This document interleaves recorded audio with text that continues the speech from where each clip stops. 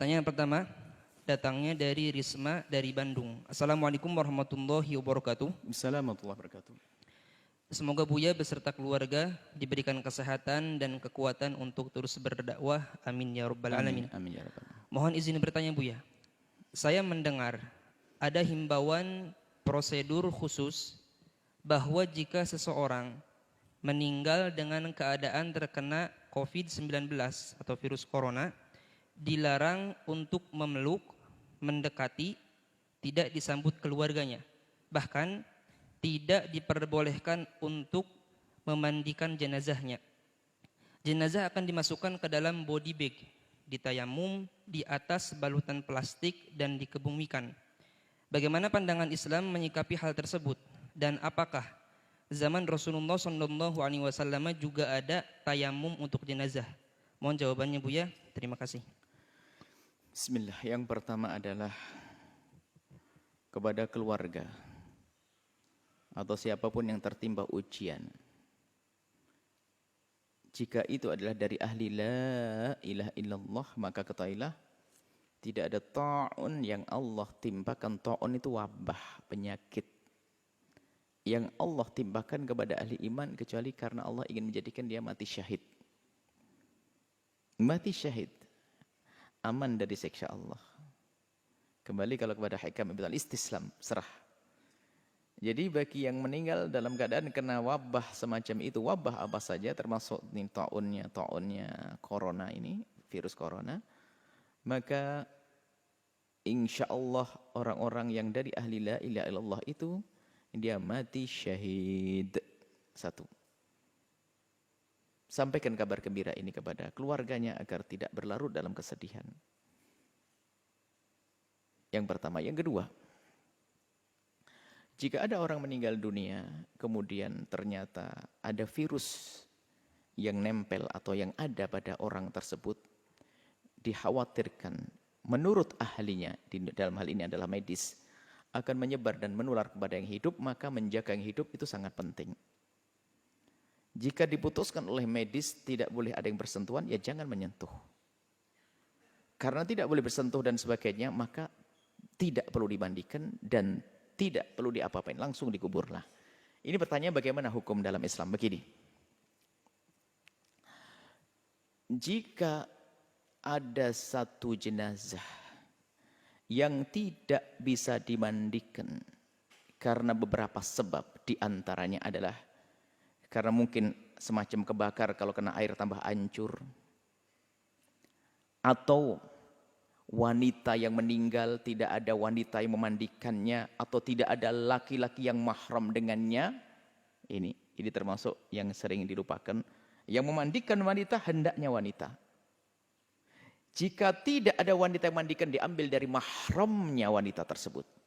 Jika ternyata ada wanita di kampung meninggal dunia, wanita sudah nggak ada, tinggal dia saja. Kemudian laki-laki yang mahram pun nggak ada, maka dalam hal ini ulama mengatakan tidak perlu dimandikan. Karena kalau dimandikan akan membuka auratnya. Lalu ditayamumi atau tidak? Dalam madhab Syafi'i sendiri, Imam Romli mengatakan nggak usah. Selagi tidak ditayamumi, maka ya tidak usah disolati. Menurut Ibnu Hajar madhab Syafi'i, ditayamumi lalu disolati. Nah ini sebabnya adalah karena meninggal tidak ada yang memandikannya, karena tidak ada yang mahram atau tidak ada yang sejenis. Atau ini yang sebab tidak bisa dimandikan karena ada wabah penyakit yang saat ini kita bahas. Ada wabah penyakit. Jika menurut medis memang wabah itu bakal menular, maka tidak usah dimandikan. Jika tidak bisa dimandikan, ya sudah, tidak usah ditayamumi. Setelah tidak bisa ditayamumi, lah ini sampai di sini. Baik, tidak dimandikan, tidak ditayamumi. Tidak dosa Anda yang hidup. Kenapa? Karena apa? Ini fardu kifayah dan kita tidak mampu melaksanakannya. Menjaga yang hidup lebih penting. Yang wafat insya Allah sudah diampuni dan dia mati syahid kok. Jadi yang keluarga tidak usah dirundung sedih karena keluarganya tidak ada yang memandikannya, tidak ada yang menyolatinya. Maka tidak usah dirundung sedih. Ini perlu kami hadirkan. Dan semoga tidak akan menjadi khilaf di lapangan. Maka kami sampaikan, hadirkan kesimpulan permasalahan begini. Maka ada sebagian mengatakan harus solati, ini tidak solati. Saya hadirkan pembahasan fikihnya. Enggak usah ribut. Sudah ada yang meninggal kok ribut. Jadi begini. Ulama berbeda pendapat dalam hal ini. Setelah tidak dimandikan dan tidak bisa ditayamumi, disolati atau tidak. Kebanyakan ulama mengatakan, kebanyakan ulama ini adalah jumhur ya. Kebanyakan ulama ini jumhur madhab Syafi'i, kemudian madhab Hanafi, jumhur Syafi'i, madhab Hanafi, kemudian jumhur Malikiyah, termasuk madhab kita Syafi'i, mengatakan selagi tidak dimandikan dan selagi tidak ditayamumi maka tidak disolati. Sebab syarat sahnya untuk disolati adalah karena dimandikan atau menggantikan mandi, namanya tayamum. Oke. Ini pendapat ulama.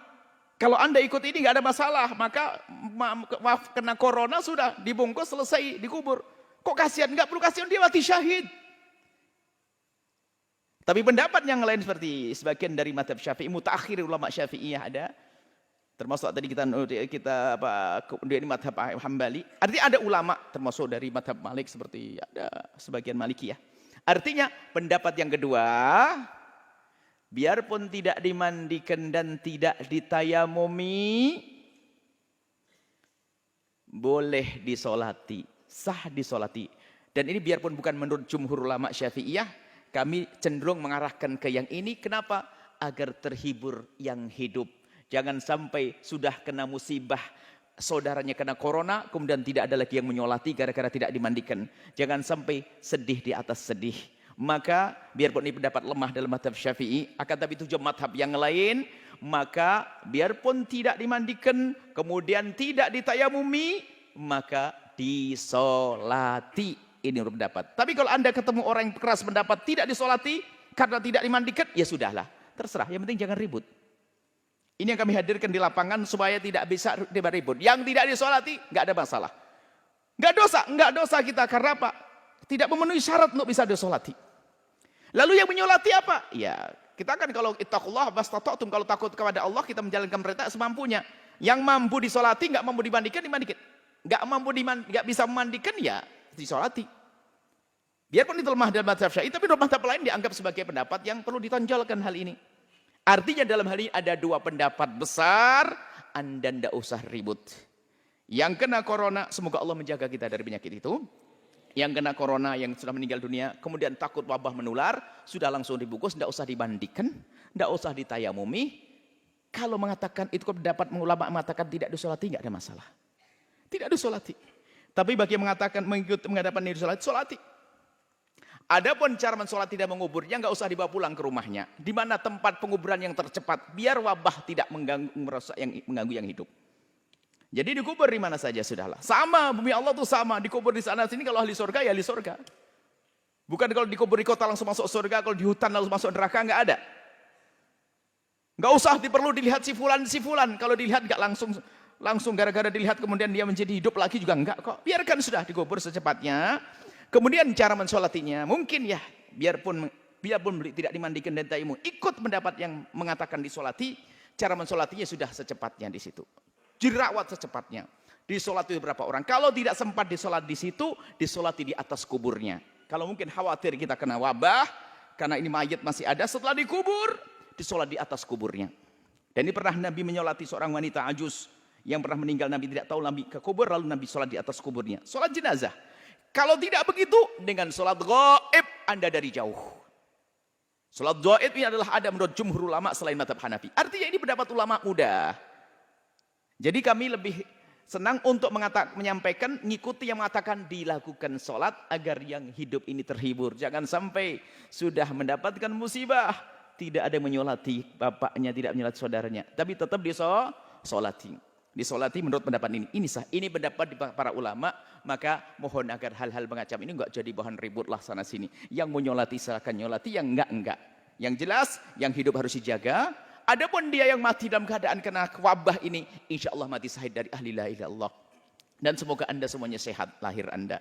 Tapi jangan lupa, jangan mikirkan kesehatan lahir, tapi kesehatan batin. Jangan mudah bermusuhan, jangan mudah caci maki, jangan mudah olok mengolok. Gara-gara pendapat ini kadang-kadang olok-olokan. Ini makanya sengaja kami hadirkan perbedaan-perbedaan ulama ini, biar ya agak sedikit lega lah bahwa, oh begitulah. Enak kalau mengerti begitu. Jadi kalau Anda ketemu ulama yang mengatakan tidak mau menyolati, ya nggak ada masalah, dia benar kok. Kalau ketemu ulama yang menyolati, ya benar kok, ada yang diikuti. Maka Anda tenang, indah. Batin Anda pun akan terjaga. Ini saja, semoga Allah mengampuni kita semuanya. Yang telah meninggal dunia dari kaum, dari ahli la ilaha illallah, yang kena wabah corona ini. Semoga benar-benar mati syahid. Dan yang ditinggalkan diberi segala kebaikan di dunia dan akhirat. Dan semua dari kita dijaga oleh Allah Subhanahu Wa Taala. Wallahu a'lam bishawab.